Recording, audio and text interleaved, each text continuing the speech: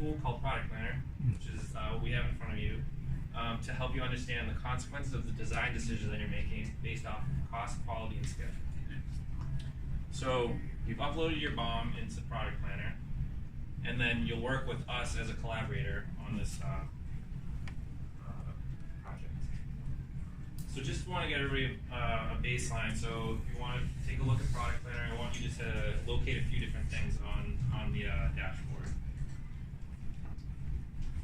So we've got an indented BOM view, there's high cost parts, there's fixed costs, there's a break-even report, and there's a cash flow report.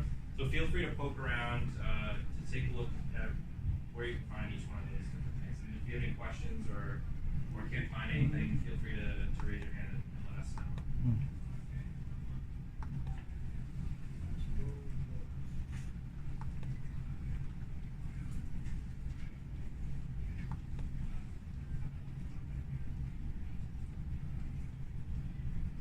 Now is a dashboard tutorial, right? Say again? Dashboard tutorial is okay. Look like a tutorial. Yeah, you can click through the tutorial. Okay. End of the tutorial. Okay.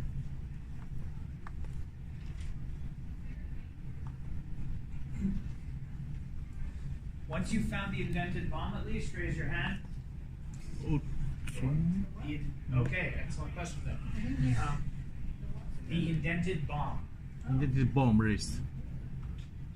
Bill of material. All right, we got one. Awesome. So remember, if you haven't seen a BOM before, it's a list of ingredients. It's gonna look kind of like a folder tree. It's gonna have a list of stuff. We got two. Oh, there we go. We got a bunch of naturals here. Get the code. Got it? Okay. Okay. To go to see the BOM.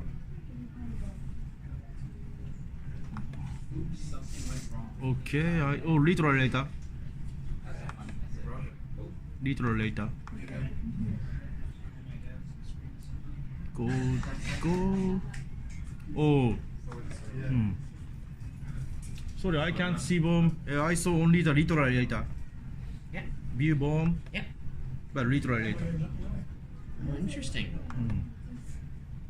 Once you've found the indented BOM, see if you can find the reports page okay. for each of those reports. They're pretty easy to find, so I'm not expecting that to take a lot.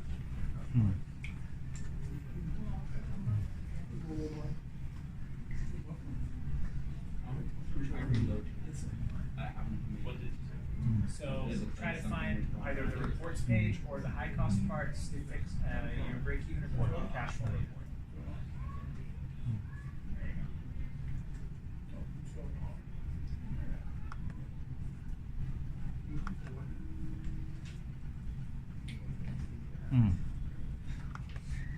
Excuse me, simple question as well. Remind us what BOM is and costs. Sure. So BOM stands for Bill of Materials.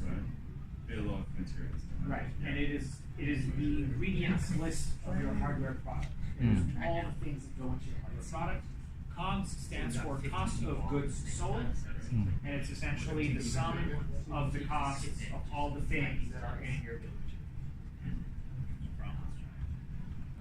Looks like this might be too much traffic for this prototype. It's happened a few times where it's like, please retry.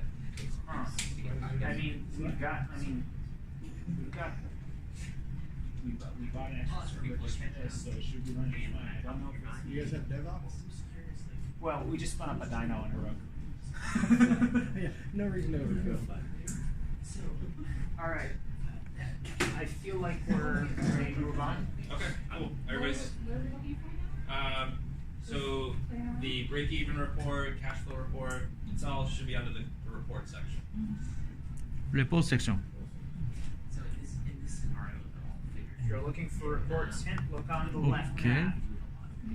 Report section. Cash flow report. Which report one? Break even, cash flow. Right. This goes. This one. Great. So so you found it. Take a look at it. Okay.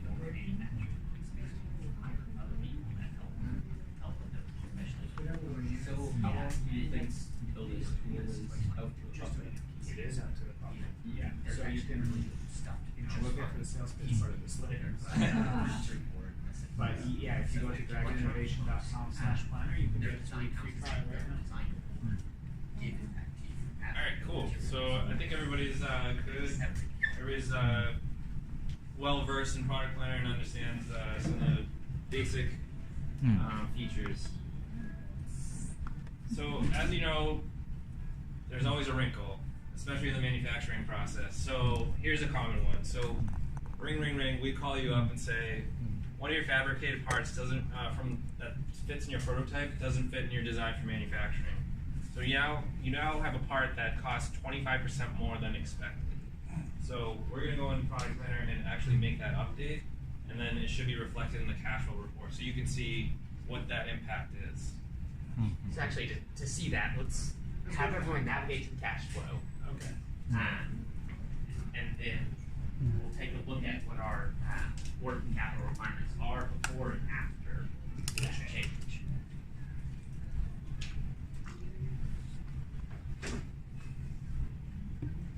Okay, can somebody tell me what the current working capital is?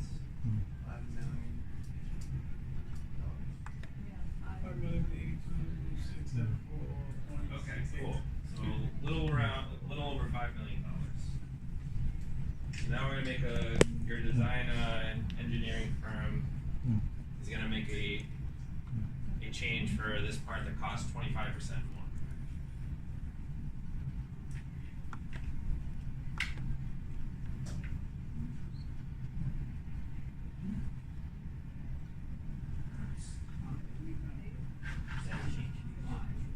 Okay. Cool. So does everybody have to refresh? Yeah, you should if you refresh now, it should reflect the changes that were made. So where are we at now? Are we inputting the pricing? No, we're making the change, and you're looking at the cash flow report. And in the real world, how would you have done that? I'll show you. Yeah. Yeah. Essentially, you guys are all looking at the same project, so we can make sure that everybody's the same thing. But typically, what happens is you do what Harris did, which is you jump into the bond view and it costs the bond. But if we let everybody use the same. Okay, cool. So what's the new cost? Or what's our new working capital? All right. So we bumped up a couple $100,000 with that change. Thanks.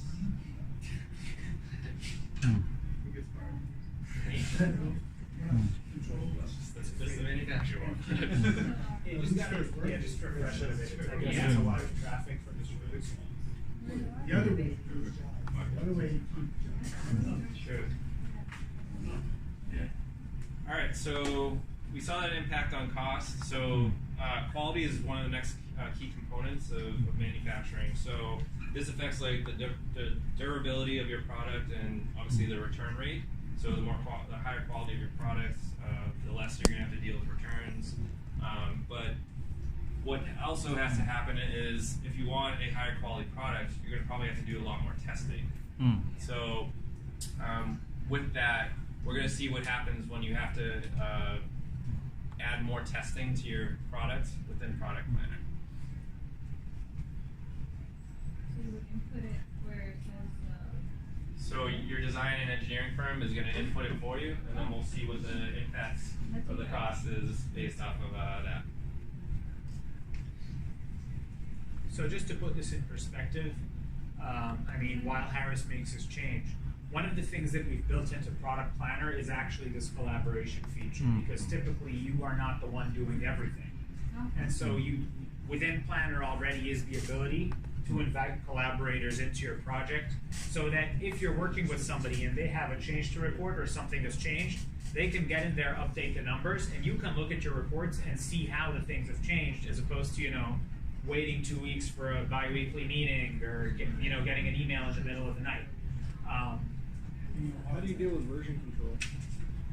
How do you deal with version control with multiple users? Hasn't really come up as a problem yet, funnily enough, yeah. Cool. But we are building more formal versioning. We will get there. There is a change history. So, Alright, so So we were at it's not that is roughly our around test SKU. Yeah, we were roughly around same five products, like, and a if half you want to million. make a lower quality, how Or would that 5.5 affect that? million. Or So If we refresh now, then it should be impact on the cost. Like 8 and they'll be sharing some funds. So I think when you say to describe, Talking about like A/B testing two different designs with different level planting. we'll get to that as well. I think toward the end I can tell you some of the stuff we're working on building. And yeah, we have Q&A at the end as well, so I'm happy to dive as deep as anybody wants into any of the features. This is my ugly baby and I know it well. Your ugly baby what? And I know it well. Okay, so with that change, it looks like we added another $80,000 to our working capital. You're about to give us a little hurt. We're trying to prevent hard times. Okay, cool. So we have the information that we need in order to go and do the request for quote process. So there's one key aspect that also throws into the mix of our costing. So we want to first check our budget and our lead time, and we want to see what set of terms makes the most sense for our company in terms of on-time delivery and what our factory is going to be choosing.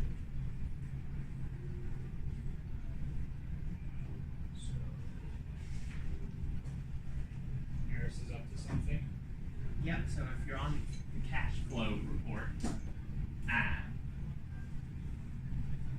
we're gonna try out we'll try out a few sets of terms, and so these are things that you can adjust on the cash flow report and just kind of you can probe it, and then once you know you can go forward with that. So and to go back over what some of these terms are. So when you order components, there's going to be a percentage prepay on those, i.e. how much that manufacturer is going to require you to pay them in advance of actually utilizing the components. And so that's a negotiable term. And another, probably one of the most common negotiable terms with a contract manufacturer is how long after they deliver the product do you have to pay them. And that's referred to in net, i.e. you owe them whatever else of the money at. Normally it's 0 days, 30 days. It's increments of that. For most startups, you're not going to get great terms. Like phenomenal terms, people could get net 90 days. Yeah, but you know that's when you come in as a big wig where they're fighting for your business. So, but in kind of a maybe you have two factories that are offering you similar pricing but slightly different terms, and try putting those into that cash flow report and seeing what the difference in your working capital is.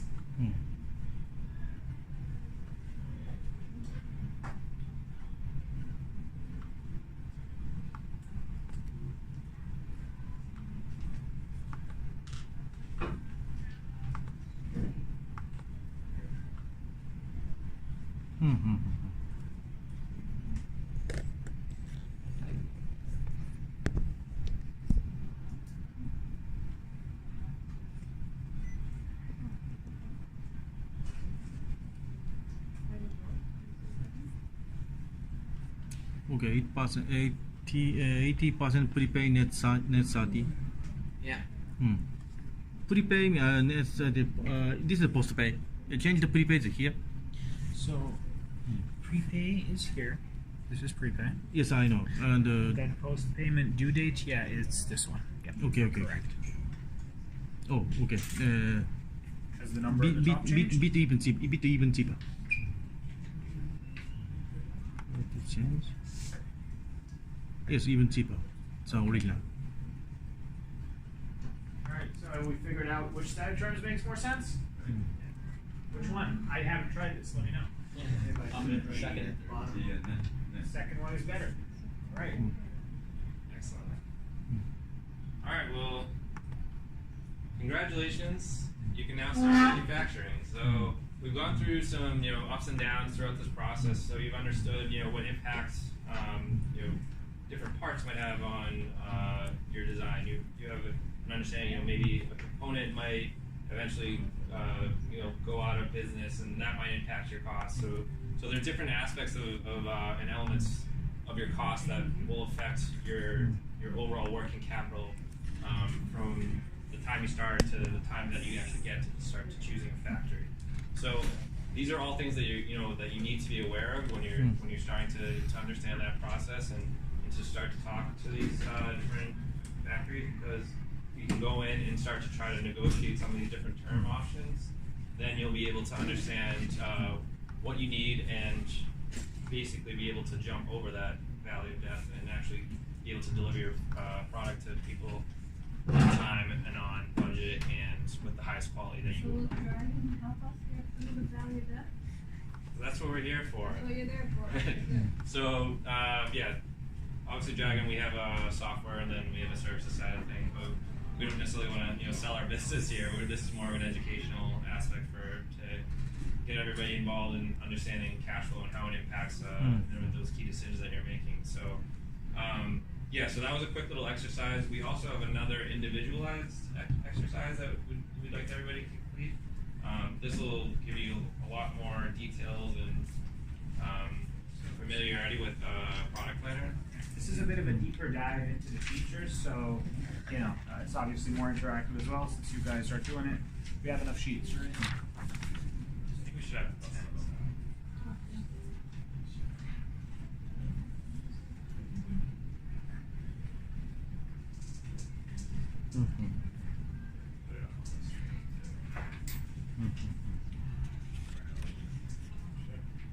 Is this application limited to strictly application for manufacturing, or can you utilize for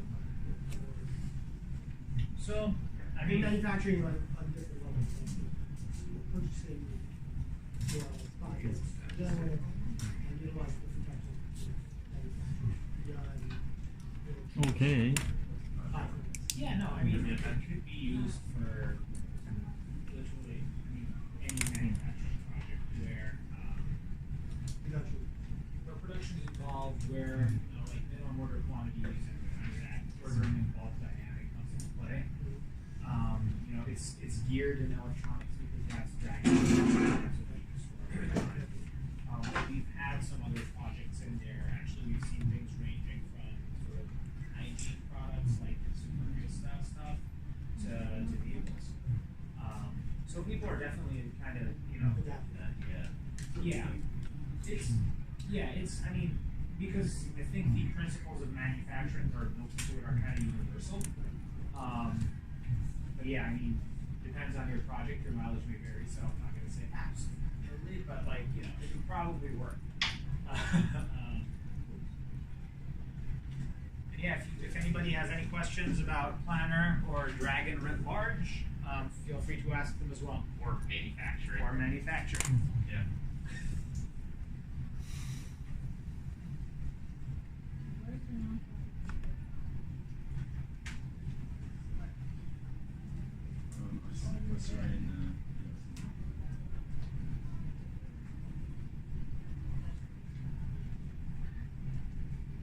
And if you need a hint, raise your hand too.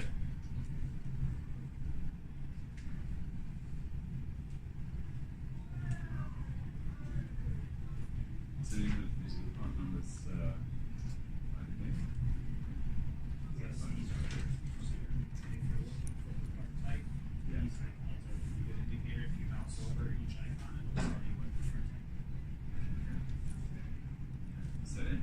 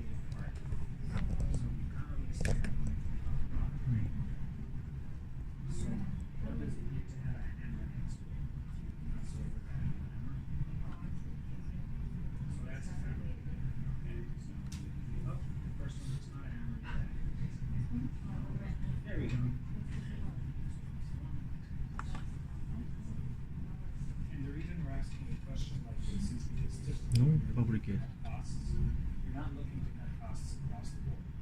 There are usually 20% of your components are 80% of your cost. And so if you're going to go to bat, negotiate with somebody, those are the ones you want to be focused on. No, we don't negotiate on your behalf. But what we can help you do is we can help you find a good contract manufacturer, good supplier. And typically what happens with us for the industrial quotation process is we take you through the process. So a request for quotation is essentially you pitching yourself to a bunch of factories, right? So, and we've got a network of factories that we've vetted for IT concerns, for labor quality, quality.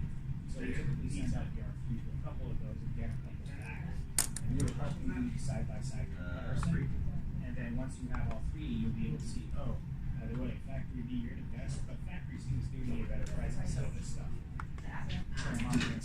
Yeah, you can get there a couple ways. Was this meant for the edits that you did as an example? Because a few of these questions aren't working. Okay. Oh, there is no. We cannot break even. Yeah, it seems like it's intended to work. So before those changes. Right. Well. Nope, this is business. Things don't work the way they're supposed to. Right. And maybe there's a lesson there too. Right.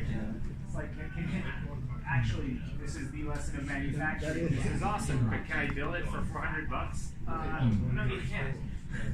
You gotta make more to break even. Right. Well, if you're losing money on each unit, you really shouldn't make more. Also, that single changes, well intentioned, have long term effects. Yep. You make more, they get cheaper. As you make more, they get cheaper, but the effect you're seeing here, and actually we kind of very well demonstrated our own point here, is that we increase fixed costs, right? And so once you increase fixed costs to a certain point, the contribution margin you're making on each unit, i.e. the profit minus kind of how much goes in, just doesn't cover it. And so even if you order more, and even if they're cheaper, as long as you're not covering those fixed costs, you are not getting any money. Yeah. So when we increase the fixed costs, we actually put ourselves in a position where the break-even values we were checking for no longer worked. So, yeah. Which, yeah, lesson learned for us as well as everybody.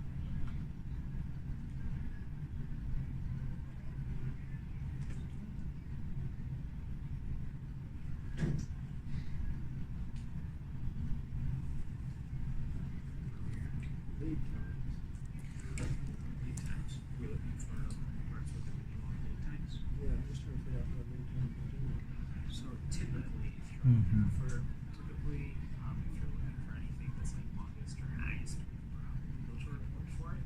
So I would look there first.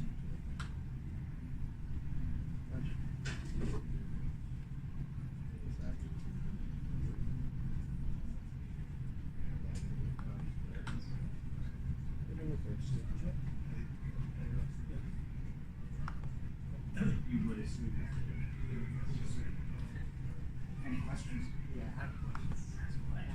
The highest lead time cars you've seen is wild. Oh, so realistically, what do you think the highest lead time these days would be? Sketchy capacitor in the antenna circuit. Right? And Long ways to What capacitors? yeah, capacitors right now are brutal. Right, some weird value that it's just like not. Oh, not even weird values. So there's a global capacitor shortage. shortage of Yeah. capacitors. Oh no. Capacitor lead times can run up to 52 weeks right now.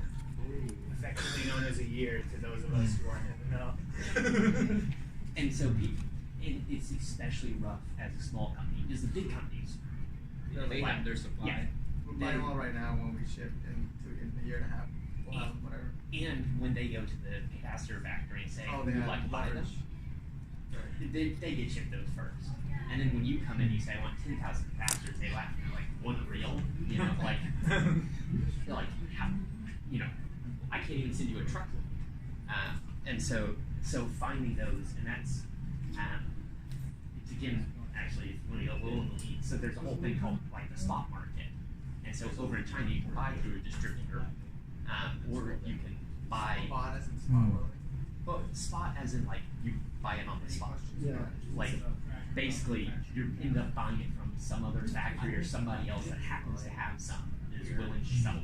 Like recycled parts or something. It's the same spot price as like gold or silver. If you walk into a pawn shop, the spot price is the price that gold is right now. Actually, it's the price of it right now. Spot price.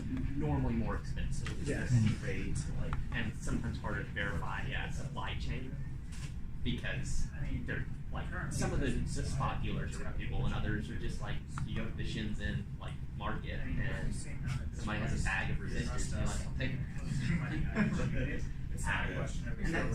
And that's where like good CMs have the right contacts to handle a lot of that, which is where CM like contract manufacturer selection becomes much more like a dating process because you're gonna have to count on them like when times get tough they're gonna be with you. Yeah, that's why they say like if you can't have if the owner of the factory doesn't take you to dinner or something, don't pick that factory or something. Yeah, I've heard that somewhere. you know, it's not all about cost because that's often people think like cost is the only thing that matters, but it's like the cost is a big part, but it's like who's got the right expertise and the right like mentality, and you want them to be the right size. Like if you're so big that a hiccup on your side would crash their factory, that puts you in a really tenuous spot. It's really not going to be that. It's usually going to be the reverse for our situation where we're too small for us to care. Yeah, and so if you go to like Foxconn Right. and you know, if Apple says, hey, we want an extra production line, like Foxconn will happily pitch yours out to the side of the building and set up Apple's new ones because Apple's just going to run so much more business through you. And so that's like finding the right size manufacturer that's also reputable because you get all the way down to like more or less garage manufacturers.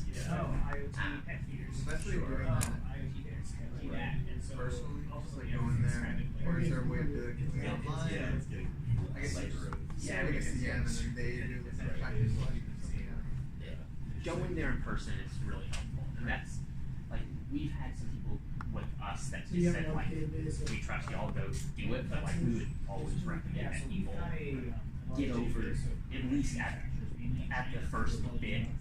So if you're going to manufacture in China, or like we know some people that are manufacturing in Mexico or Michigan, Europe, like all sorts of different places, but like being there in person and actually seeing it and making that human relationship, like there's a huge amount of humanity still in all of these processes. And that goes into your cost too. I mean, if you're going to do it domestically, well, that's going to significantly lower the amount of time that's going to take to get your product to you or to your customers. Or if you do it overseas, you know, China or there, or you're getting closer to Europe. So all those different things. Like once you have that understanding, that working capital, and then understanding how much time you need, it makes that is also it has a huge impact. And like actually someone I interviewed a week ago is manufacturing in Mexico because they're a California-based company, and so it's really it's not domestic, so it's actually a lot cheaper. But they're so close that even though it would probably be cheaper for them to do it in Shenzhen, and they're sourcing a lot of like their plastics and stuff from Shenzhen. But the final assembly is in Mexico because they have that really close relationship with the people that are actually making it. Also, if it's like anything time sensitive, absolutely, that would make a lot of sense. And it's one of the subtle things, but like being on the same time zone or close to. I mean, we charge by engagement. When you typically an RFQ, and this is like depending on the complexity of the project. one of the things we offer is that we have people in Shenzhen to work on your behalf, and that's helpful. But like I've had calls with people in China before, and just like scheduling that call. It's wild. The widget works in Taiwan. So typically, like Testing kit that has issues that easy to figure out. Yeah. It was like an email. build the document. I would respond the next day, and then they would respond the next day, and then it's like, Yeah. it's like one email per day. So It's swell down. I just have to find it. Because you get that lag. It was like one like boost cable in there. Yeah. Factory on your behalf in China, that's more than Yeah, and I think that's often that like just the physical distance is what makes something like China really difficult for people.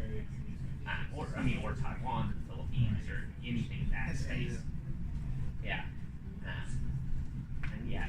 And then there's the other aspect of like being the same trade zone, right? So being manufacturing in Mexico, like you're within NAFTA. And so, well, yeah, well, things are always changed, but like loosely speaking, it tends to be simplified. Yeah, but then you have to keep in mind where your supply chain is, because a lot of times, so like Shenzhen, part of how it's become such a megalith is not just price, but you have a lot of concentrated expertise. So you have really good engineers over there. You have massively robust supply chains. Like it's not just one place that sells resistors; it's like 100 different places you can buy the resistors from, and so you end up with a lot of these kind of network effects because there's so much stuff there. It just keeps building on itself into a really, really strong manufacturing zone. And that's if you are manufacturing in a place like Mexico, You don't have that. You have to ship everything. yeah, Mexico's getting better, especially for things like automotive, which is not our expertise, but like if you're building cars, some bigger things, Mexico is becoming really strong. like there are a bunch of companies out there that'll just take care of it. But you'll end up shipping subcomponents around too, and so that's another thing you have to keep in mind, which also leads to fun things of manufacturers will add on markups to everything they acquire on your behalf, and they'll take a markup on something that they purchase, but they'll also mark up on something that you can cite, i.e. you give it to them, and then they utilize it. It's like corporate shooting, right? Well, I think advertising bring you both the rest from the Yep. And part of it does, like, so if they're buying on your behalf, they're utilizing their line of credit. So, like, in the same way that like, you have to optimize your cash, they're doing the same thing, and so when they're making those purchases, and right now there's like, they have to make money off that extended cash somehow. as time goes on, And then when they're dealing with your consigned parts, there's a lot of like operational difficulty in that because those are owned by you. And so they have to make sure that they're secured in that they inventory them, that they track them. Like it doesn't work in the same stream. So whereas if you say, hey, just put whatever resistor as long as it meets these specs and it's from one of these three manufacturers, a lot of times these big CMs will have like reels in stock runs. And they'll just like the tech will just go grab a reel, throw it on. Versus if you say it has to be this reel that I sent to you.